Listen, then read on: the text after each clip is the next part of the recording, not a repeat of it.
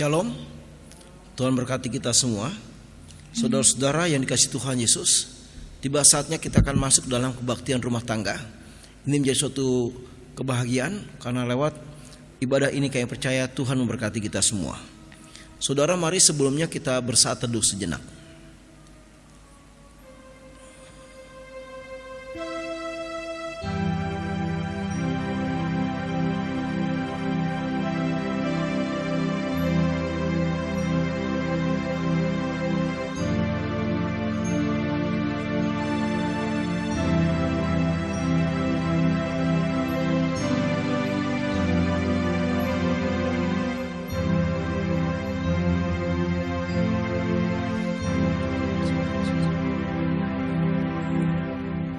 Baik saudara-saudara, kita akan lebih dahulu memuji Tuhan lewat Kidung Jemaat 4 bait yang pertama dan yang kedua.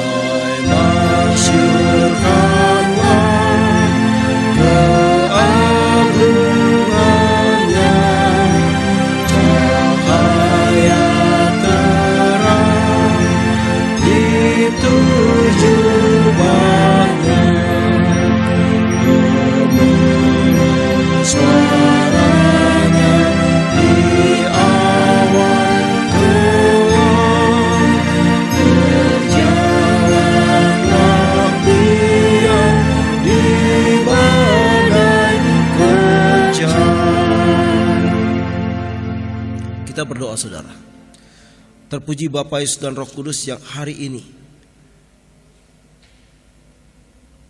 menyertai kami untuk mengadakan ibadah rumah tangga.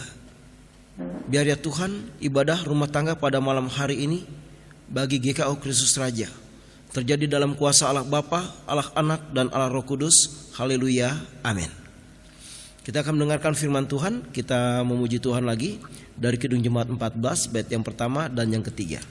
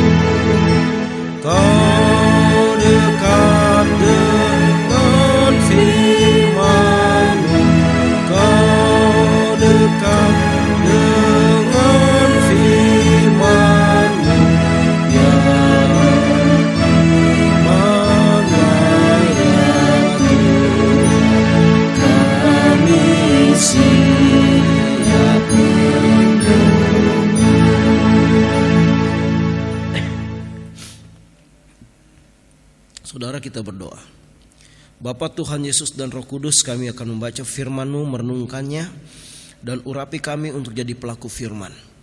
Supaya Tuhan, kami menjadi pribadi yang tulus. Di dalam nama Tuhan Yesus kami berdoa. Haleluya, amin.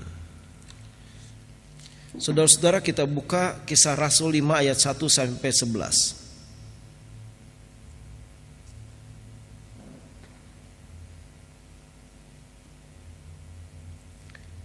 Sudah dapat saudara? Kisah Rasul pasal yang kelima ayat 1 sampai 11 saya bacakan. Ananias dan Safira. Ada seorang lain yang bernama Ananias, ia beserta istrinya Safira menjual sebidang tanah. Dengan setahu istrinya, ia menahan sebagian dari hasil penjualan itu dan bagian lain dibawa dan diletakkannya di depan kaki rasul-rasul. Tetapi Petrus berkata, "Ananias, mengapa hatimu dikuasai iblis sehingga engkau mendustai Roh Kudus dan menahan sebagian dari hasil penjualan tanah itu?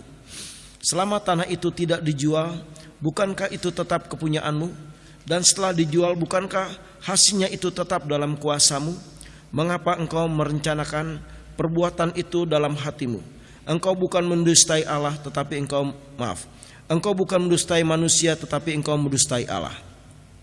Ketika mendengar perkataan itu, rebahlah Ananias dan putuslah nyawanya. Maka sangatlah ketakutan semua orang yang mendengar hal itu.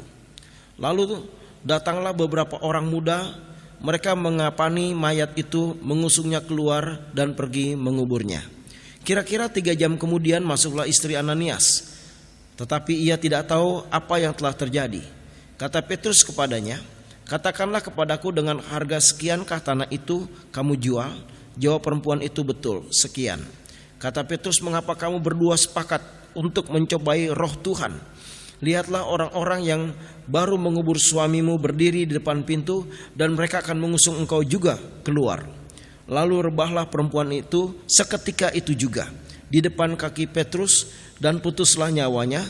Ketika orang-orang muda itu masuk, mereka mendapati dia sudah mati. Lalu mereka mengusungnya keluar dan menguburnya di samping suaminya. Maka sangat ketakutlah seluruh jemaat dan semua orang yang mendengar hal itu. Demikianlah firman Tuhan. Berbahagialah mereka yang mendengarkan firman Tuhan, merenungkan dan melakukannya di dalam kehidupan sehari-hari. Shalom. Jadi saudara-saudara, pada saat gereja mula-mula, di mana para rasul mulai bersaksi tentang Yesus, kegerakan gereja itu menjadi sangat luar biasa, ya. Dan pendawaian jiwa-jiwa juga menjadi sangat luar biasa, sehingga banyak ribuan orang datang kepada Yesus menjadi murid. Nah, saudara-saudara, pada saat itu bukan hanya orang datang menjadi murid Yesus, tetapi orang juga saling menyintai. Rasa kebersamaan itu terjadi sangat luar biasa, sehingga mereka berdiakonia. Kalau ada orang yang lemah, mereka tolong. Dan biasanya mereka mulai menjual tanahnya atau harta bendanya, dan hasilnya diberikan kepada para rasul, dan para rasul mendoakan dan membagikan kepada orang-orang yang membutuhkannya. Nah, itu terjadi, saudara, kegerakan rohani yang sangat luar biasa. Rasa cinta kasih, kebersamaan, saling tolong, saling memperhatikan itu sangat luar biasa. Dan akhirnya juga muncul yang bernama tadi Ananias dan Safira. Dia juga mau melakukan itu. Tetapi saudara-saudara, motivasinya salah. Mungkin motivasinya mau cari nama. Mungkin motivasinya mau dikenal orang. Mungkin motivasinya orang supaya mengenal dia orang baik, dan seterusnya. Sehingga ditahanlah sebagian yang harusnya menjadi suatu persembahan bagi Tuhan.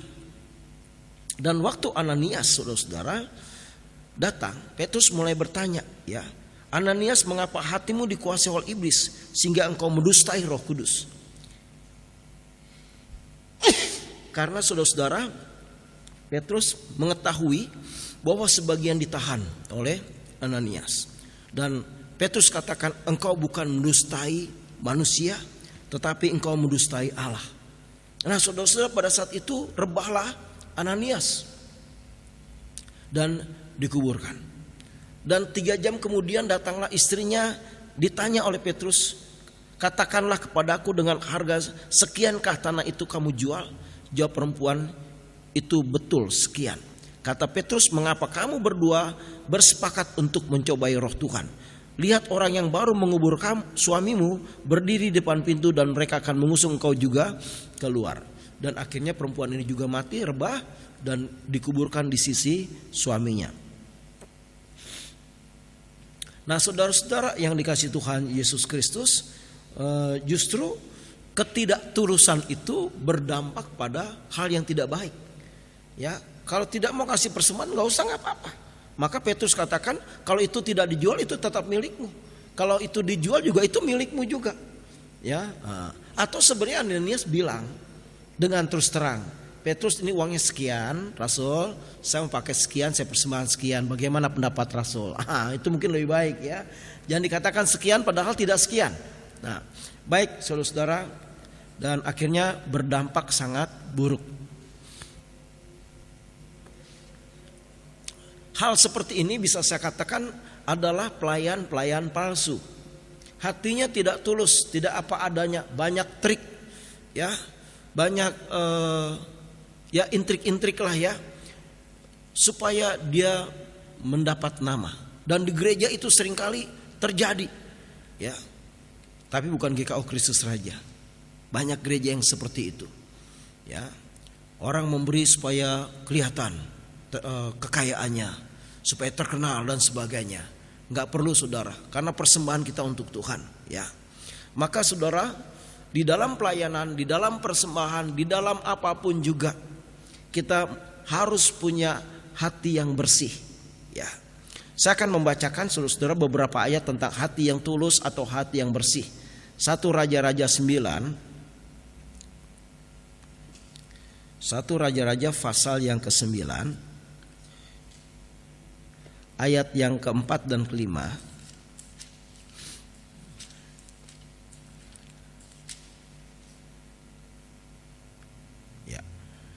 Ini perkataan Tuhan kepada Salomo, ya. Demikian.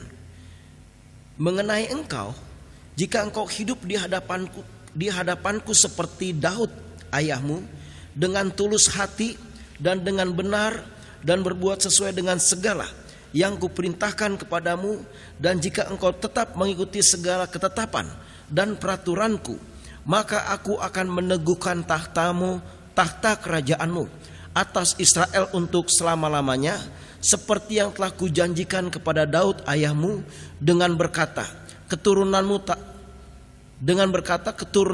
takkan terputus dari tahta kerajaan Israel. Lihat, Allah sendiri berkata kepada Salomo, kalau engkau punya hati yang tulus, ya, aku akan memberkatimu, ya. Aku akan meneguhkan tahta kerajaanmu untuk selama-lamanya. Itu luar biasa. Jadi Allah sendiri membutuhkan orang-orang yang tulus, ya, orang-orang yang hatinya bersih. Maka dalam pelayanan saudara, kita harus punya hati yang bersih. Jangan hati kita kotor melayani Tuhan, ya. Lebih baik nggak usah melayani. Jadi hati kita harus bersih saudara, karena Tuhan merindukan. Demikian juga dengan 1 Tawarikh saudara 8 ayat 1 Tawarikh 28 ayat 9. 1 Tawarikh 28 ayat yang ke-9, demikian firman Tuhan. Ini pesan terakhir dari Daud kepada Salomo, ya. Ayat yang ke-9. Dan engkau anakku Salomo, kenalah Allah ayahmu dan beribadahlah kepadanya dengan tulus ikhlas dan dengan rendah hati. Sebab Tuhan menyelidiki segala hati dan mengerti segala niat dan cita-cita. Jika engkau mencari Dia, maka Ia berkenan untuk ditemui olehmu. Tetapi jika engkau meninggalkan Dia, maka Ia akan membuang engkau untuk selamanya. Ya. Jadi Daud pun memberikan nasihat kepada Salomo untuk punya hati yang tulus dan kerendahan hati. Ini penting di dalam suatu pelayanan, ya, dalam suatu persembahan. Mungkin juga orang memberikan persembahan bukan uang, tapi pujian di depan altar. Diperlukan ketulusan hati, ya. Bukan supaya orang sanjung, ibu itu suaranya bagus, oh saudara itu, bapak itu suaranya luar biasa, bukan itu. Karena suara itu kasih karunia dari Tuhan. Ya, jadi kita harus syukuri, kita harus persembahkan dengan ketulusan hati, ya. Dan Daud juga memesankan kepada Salomo supaya dia punya hati yang tulus, supaya dapat perkenanan Tuhan, supaya Allah bisa ditemui, ya, saudara. Jadi kalau kita pun berdoa dengan kesombongan, dengan hati yang tidak benar, pasti Tuhan tidak mendengar. Tapi kalau kita hatinya hancur, kita tulus, ada kerendahan hati, Tuhan pasti mendengar dari sorga. Nah saudara-saudara, demikian juga dengan pemazmur mengingatkan kita soal ketulusan dan kesucian. Mazmur 97 saudara-saudara, ayat yang ke-11. Saya bacakan. Terang sudah terbit bagi orang benar dan sukacita bagi orang yang tulus hati. Nah, itu dia. Jadi akan terjadi hari-hari yang cerah. Kegelapan akan sirna dan terang Tuhan akan terbit. Ya, cahaya kemuliaan Tuhan akan menyertai orang-orang yang hatinya tulus. Ya, ada sukacita bagi orang yang tulus hati. Ini perlu saudara ya. Jadi di dalam segala hal, baik kita menolong orang ya, kita harus tulus ya. Dalam pelayanan apapun juga dibutuhkan suatu ketulusan. Apalagi bicara soal persembahan ya. Mungkin orang kasih persembahan perpuluhan tapi sambil menggerutu, waduh nggak usah ya. Karena perpuluhan itu harus diberikan dengan girang, dengan sorak-sorai, dengan iman bahwa kita percaya Tuhan akan menggenapi janjinya, memenuhi lumbung-lumbung ya yang kita miliki. Tuhan akan memberkati jalan hidup kita. Dan saya ngalamin saudara-saudara, mujizat perpuluhan itu luar biasa. Asal diberikan dengan tulus, bukan dengan terpaksa ya. Baik jemaat-jemaat yang kasih Tuhan, sekali lagi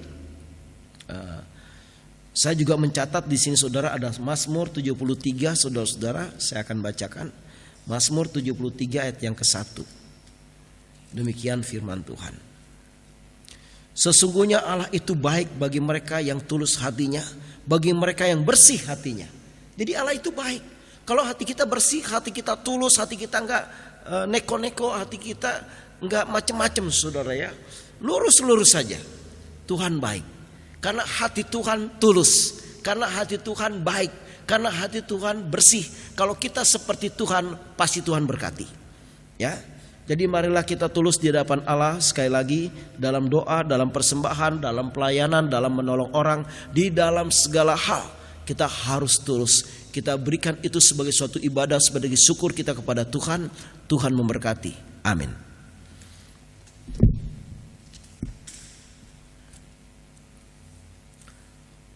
Jadi ya. Saudara-saudara, kita responi firman ini dengan bernyanyi dari Kidung Jemaat 13 bait yang pertama dan yang kedua.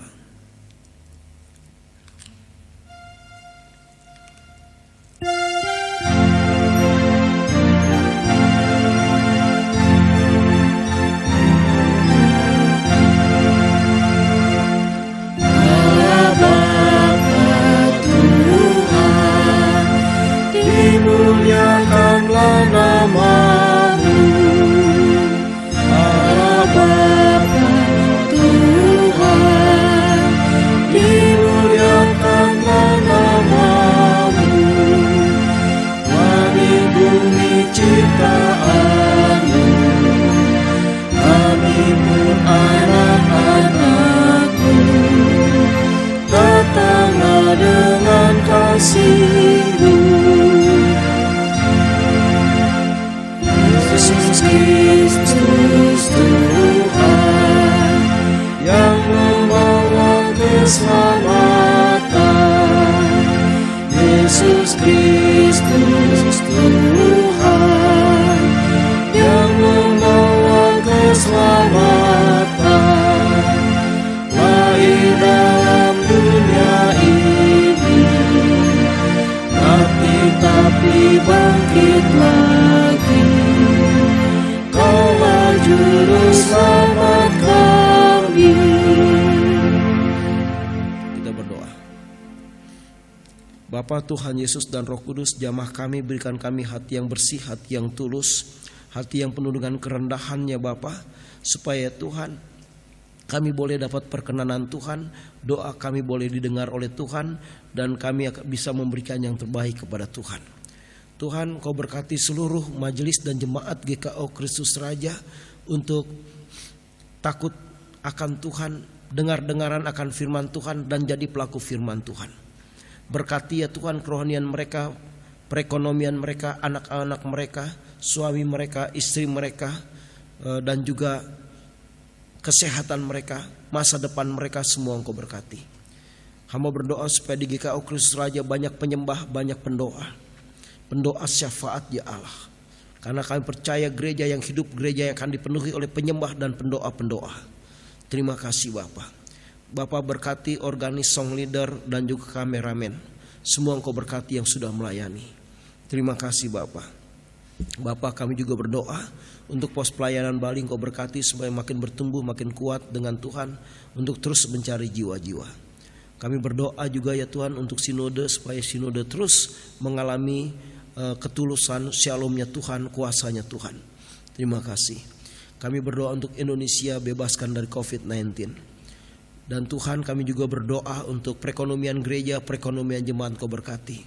Jangan umat-Mu mengalami kesulitannya Tuhan, karena Engkau Allah yang tidak pernah mengalami kesulitan menolong anak-anak-Mu. Kami juga berdoa ya Tuhan untuk gereja-gereja PGI, gereja-gereja Tuhan di Indonesia, untuk terus berjuang bagi kerajaan Allah, mencari jiwa-jiwa, meneguhkan jiwa-jiwa dengan firman Tuhan.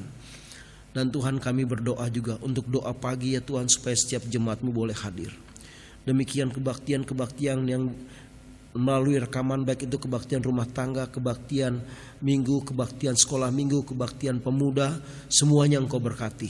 Terima kasih Bapa, persembahan-persembahan yang terkumpul di rumah anak-anak-Mu, supaya mereka punya kerelaan untuk mengantar ke gereja-Mu Tuhan. Berapapun itu Tuhan. Terima kasih Bapa, Yesus dan Roh Kudus.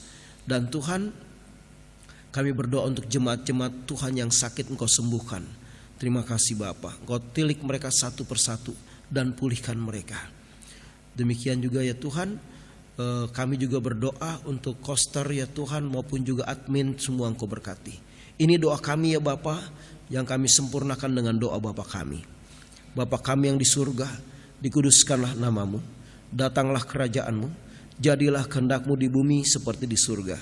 Berikanlah kami pada hari ini makanan kami yang secukupnya, dan ampunilah kami akan kesalahan kami, seperti kami juga mengampuni orang bersalah pada kami. Dan jangan bawa kami ke dalam pencobaan, tapi lepaskanlah kami daripada yang jahat, karena Engkaulah yang mempunyai kerajaan dan kuasa dan kemuliaan sampai selama-lamanya. Amin. Saudara, kita akan berikan persembahan syukur kepada Tuhan. Kita memuji Tuhan dari Kidung Jemaat 302.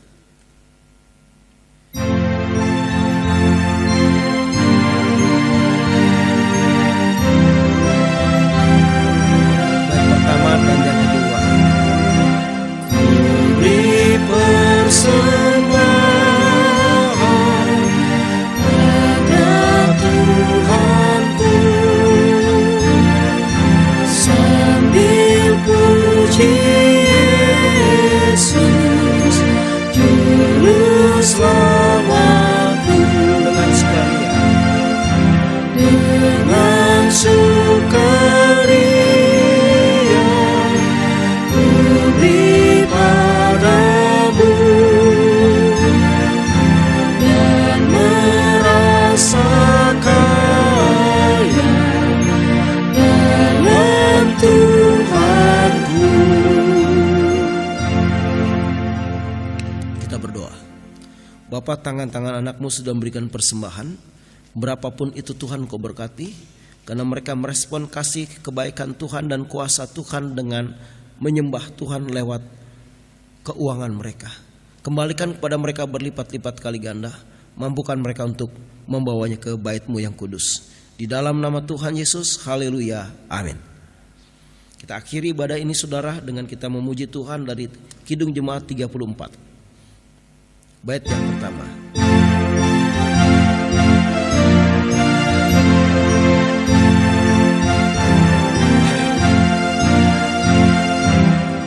Salib Yesus di Kalvari, ku serahkan dosaku yang kecil, oleh darahnya aku bersih, puji namanya, puji-puji namanya, puji-puji namanya. Oleh darahnya aku bersih, puji namanya. Saudara, kita akhiri, kita berdoa. Terima kasih Tuhan atas ibadah rumah tangga yang boleh terjadi hari ini. Itu kiranya menyenangkan hati-Mu, dan membuat kami menjadi pribadi yang tulus. Saat ini kami akan pulang, berkati mereka. Kasih karunia dari Allah Bapa, Anak dan Roh Kudus menyertai kehidupanmu sekarang dan sampai selama-lamanya. Haleluya. Amin. Bapa, terima kasih. Bapa, terima kasih. Bapa di dalam surga, ku berterima kasih.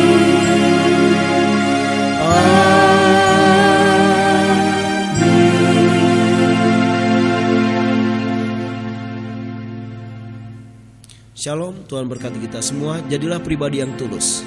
Amin.